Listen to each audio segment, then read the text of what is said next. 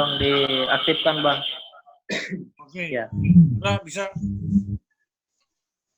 Halo. Ya sudah jelas Bang. Ya. Ini masalah hukumnya kan tadi sudah penjelasan. Nah, sekarang bagaimana konsekuensinya? Secara filosofis, secara yuridis maupun secara sosiologis itu sudah jelas. Pertentangannya adalah kepada aksiologi hukum terhadap penerapan pasal 27 ini, khusus tentang istilahnya pengamputasian kewenangan aparat penegak hukum. Aksiologi hukum kita itu pasal 27 ayat 1 konstitusi itu secara jelas menyebutkan ada frase itu kepastian hukum yang adil. Jadi hukum itu harus pasti. Pasti di sini tentu mengacu kepada teori positivisme hukum yang diajarkan oleh Hans Kelsen dan diberlakukan oleh pemerintah kolonial di Indonesia. Selain kepastian hukum, ada juga keadilan. Jadi kepastian hukum ini di dalamnya ada keadilan. Jadi keadilan hukum itu dibingkai dengan kepastian hukum. Kalau bicara keadilan, ini berarti mengacu kepada teori keadilan Aristoteles. Harus adil hukum itu. Hukum yang tidak adil itu bukan hukum. Jadi tidak berdiri sendiri antara kepastian dan keadilan. Dua-duanya harus simultan. Apabila hukum itu tidak pasti, hukum itu tidak adil, maka tentu tidak ada maslahat, tidak ada kemanfaatan hukum itu. Yang sekarang terjadi adalah kemanfaatan hukum ini, seperti tadi disampaikan oleh Pak TB Masa, kemanfaatan yang diharapkan untuk segelintir orang, kapital, oligarki. Nah, berarti di sini mengacu kepada teorinya utility, Jeremy Bentham, yang sesat dan menyesatkan itu.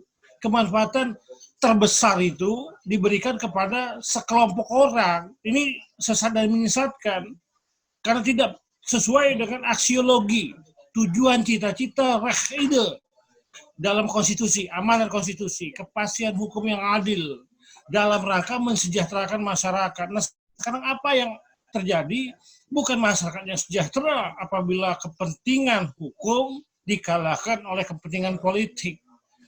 Memang dalilnya, ya, apabila kepentingan politik itu terganggu dengan kepentingan hukum, maka saya kepentingan hukum itu dikalahkan dengan kepentingan politik. Sehingga politik yang menjadi panglima. Nah, kita sudah sepakat, pendiri negara ini sudah sepakat bahwa kita adalah Rechtsstaat, bukan Marktstaat.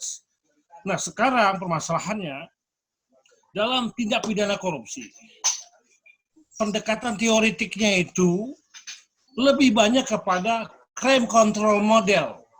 Sangat sedikit yang due process of law. Oleh sebabnya korupsi adalah extraordinary crime karena pendekatannya crime control model yang demikian ketat dan bahkan dalam hal-hal tertentu dia dapat merampas kebebasan seseorang yang terkait dengan perbuatan tindak pidana korupsi.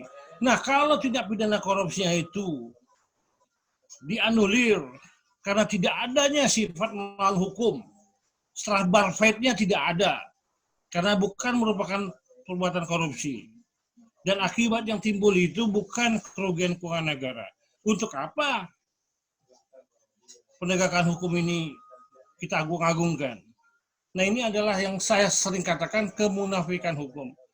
Ya, kita harus mengupayakan membuka hati dan pikiran DPR agar membatalkan ini perpu. Kalau seandainya DPR menetapkannya menjadi undang-undang, ya langkah upayanya tentu adalah menguji materi atas undang-undang itu. Namun demikian, yang paling penting adalah dari sifat hukum itu adalah untuk kepentingan rakyat. Karena dalam kedaulatan rakyat yang berdaulat. Kepentingan hukum memang ada kedaulatan hukum, tapi kedaulatan rakyat dia lebih utama dari kedaulatan penguasa, dia lebih utama dari kedaulatan hukum itu sendiri, karena hukum diciptakan untuk manusia, kemanfaatan, kemaslahatan manusia banyak, bukan sebaliknya menjadikan hukum untuk kepentingan pribadi, golongan, ataupun segelintir orang dalam kepentingan tertentu. Ya, demikian. Terima kasih. Oke, jadi menarik jawaban dari Bang Hair. Selanjutnya